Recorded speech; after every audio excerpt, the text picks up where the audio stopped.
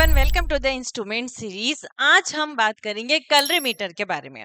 Colorimeter एक optical instrument होता है जो कि किसी कलर्ड सॉल्यूशन की कंसंट्रेशन को मेजर करने के लिए यूज किया जाता है। जैसे कि हम प्रोटीन, ग्लूकोज, इनके टेस्ट करने के लिए या इनको मेजर करने के लिए हम ये कलरीमीटर यूज करते हैं। ये है आपका यहाँ पर रीडिंग डिस्प्ले, ये है क्यूवेट और ये है नोब सेट करने के लिए। इसके बारे में डिटेल में आगे आपको बताने वाली हूँ। ये कौन से प्रिंसिपल पर बेस्ड है? तो बियर लैम्बर्ट्स लॉ इंपॉर्टेंट है, एग्जाम में पूछा जाता है। इस प्रिंसिपल पर काम करता है, यानी कि जो सॉल्यूशन है उसकी कंसंट्रेशन जितनी ज्यादा होगी, एब्जॉर्बेंस उतनी ही ज्यादा होगी, और जो ट्रांसमिटेड लाइट है वो उतनी ही कम होगी। यही है बियर्स लैम्बर्ट्स लॉ।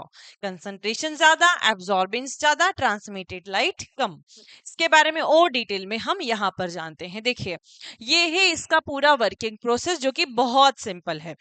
इसमें सबसे पहले पार्ट देख लेते हैं। इसमें लैंप होता है, ये लैंप होता है जिसको टंगस्टन लैंप कहा जाता है। यहाँ पर ये फिल्टर लगे हुए होते हैं। फिल्टर इसमें जो है आप अप्रोक्सीमेटली 400 से 700 nm तक की यहाँ पर इसकी कैपेसिटी होती है। क्यूवेट होता है जिसमें हम जो है सॉल्यूशन डालते हैं। जैसे कि सबसे पहले हम ब्लैंक की रीडिंग लेते हैं, उसके बाद में यानी कि ब्लैंक सॉल्यूशन जो रिएजेंट होता है उसमें हम सैंपल सॉल्यूशन नहीं डालते हैं, पहले उसकी रीडिंग लेते हैं, उसके बाद हमारे सैंपल सॉल्यूशन की रीडिंग लेते हैं।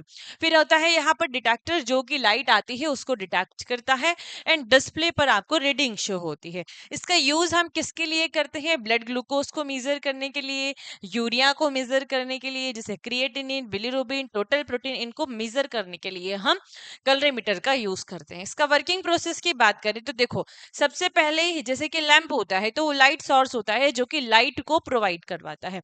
यहाँ से लाइट आती है, फिल्टर पर गिरती है, तो फिल्टर क्या करता है कि जो सिलेक्ट द रिक्वायर्ड वेवलेंथ, यानी कि इसको जो रिक्वायर्ड वेवलेंथ है उस लाइट को ये सिलेक्ट करेगा। सबसे पहले सिलेक्ट करने के बाद में क्या करेगा, ये लाइट कहाँ गिरेगी? इस क्यूवेट पे गिरेगी, है ना।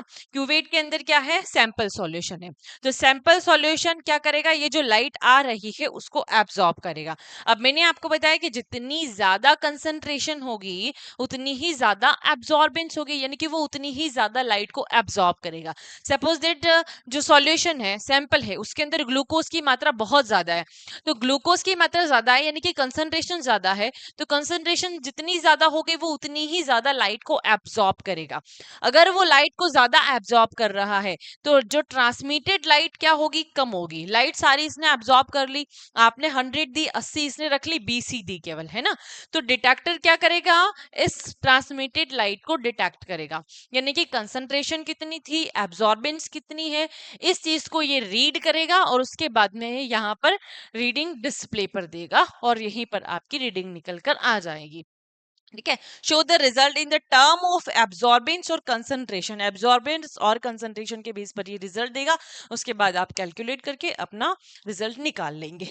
तो यही है आपका कलरीमीटर का प्रोसेस। ठीक है। Principle based on Beer Lambert's law, absorption जितनी ज्यादा, कंसंट्रेशन उतनी ही ज्यादा, दोनों बराबर। कंसंट्रेशन ज्यादा, एब्जॉर्बेंस ज्यादा और ट्रांसमिटेड लाइट कम। तो कलरीमीटर का उपयोग आपको समझ में आ गया होगा, किस तरीके से ये काम करता है, ये भी आई होप आपको समझ में आ गया होगा। Thank you.